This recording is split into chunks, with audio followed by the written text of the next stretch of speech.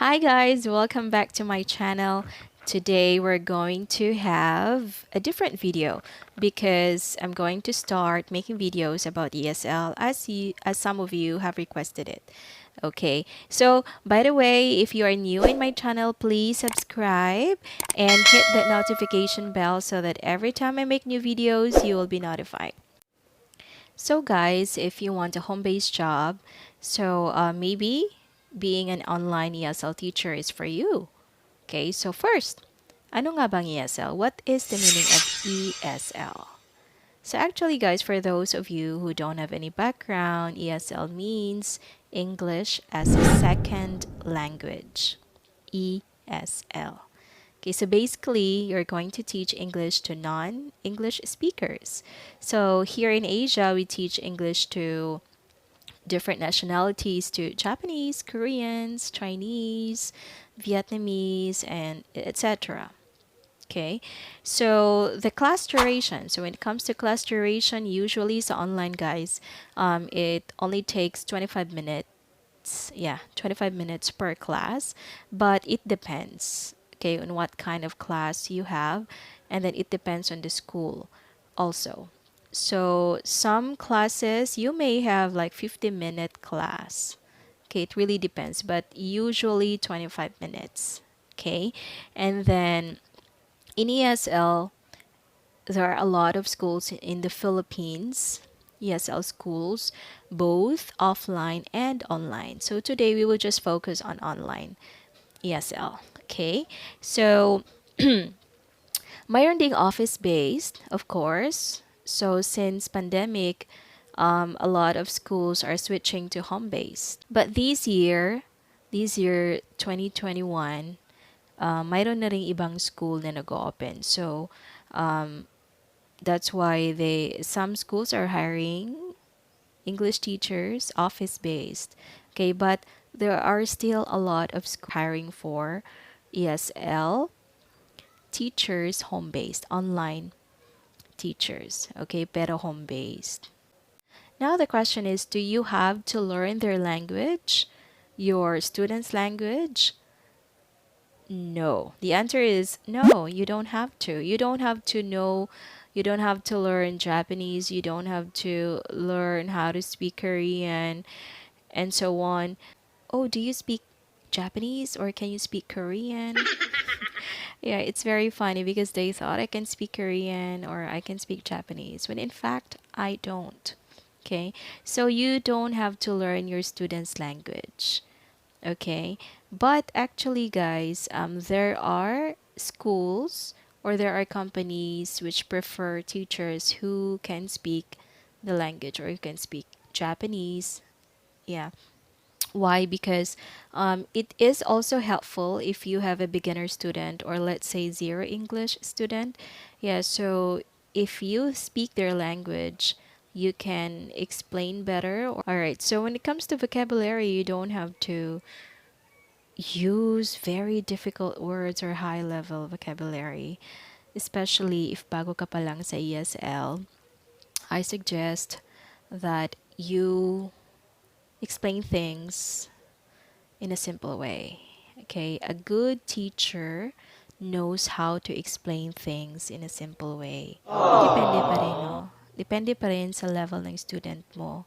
So if you're given an intermediate student or advanced level, so of course, mag-advance din yung vocabulary mo.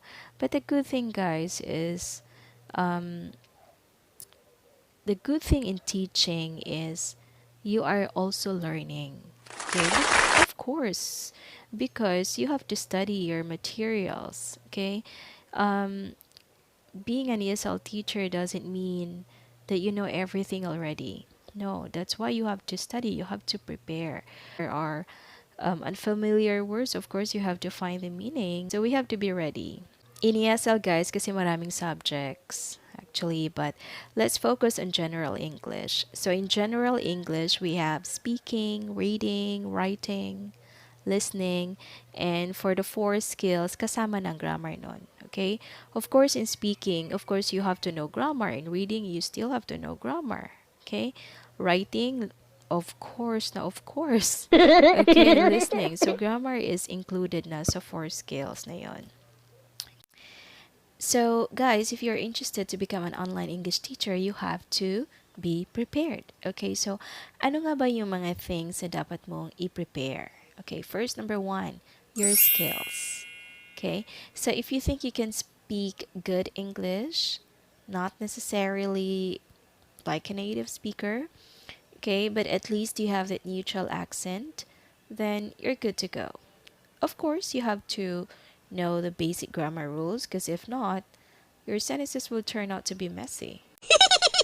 There are a lot of schools which are very strict when it comes to pronunciation. So, kung maganda yung pronunciation mo, guys, plus point yon. Okay? But don't worry, guys, kasi natutunan naman yan. So, mag-study ka, you do your research also, you imitate native speakers, how they speak.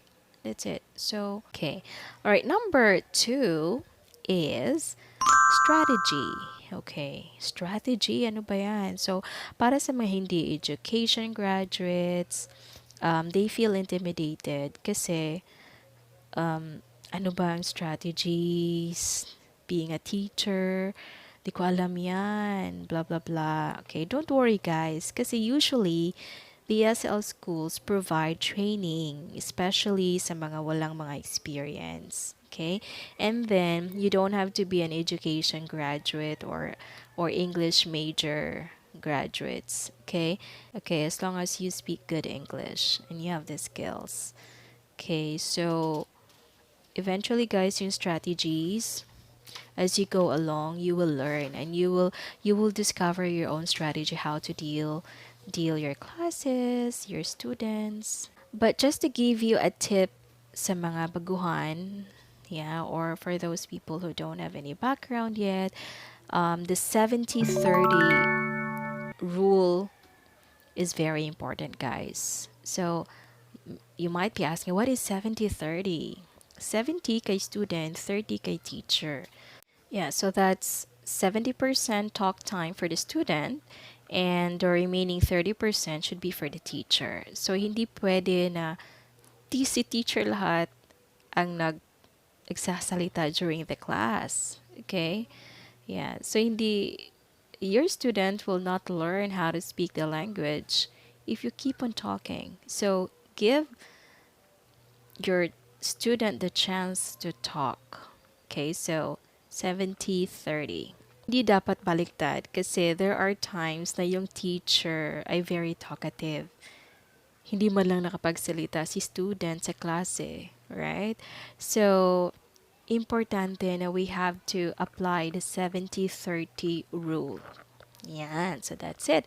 So, number three, guys, is the technical requirements. Being an online English teacher, you have to have a laptop or a PC, okay, a computer. So usually, guys, they don't allow, many schools don't allow using mobile phone. Are some schools which allow using mobile, but most of the schools require you to have your own laptop or computer. And then when it comes to the internet, guys, it should be wired or LAN. Okay, so DSL or fiber, and as what I have observed, usually ang mga school ni-require nila na yung internet speed mo is at least 10 Mbps, mayroon ding iba 5 Mbps both upload and download. Okay, so i-check nila yan when you apply, i-check yung requirements. Tapos kung pasok yung internet connection, you go. Okay, so of course, you have to have a noise cancelling headset. Okay, just like this. So this is Logitech, guys. And then my microphone. Okay, so mas mabuti selling my noise cancelling yung headset mo.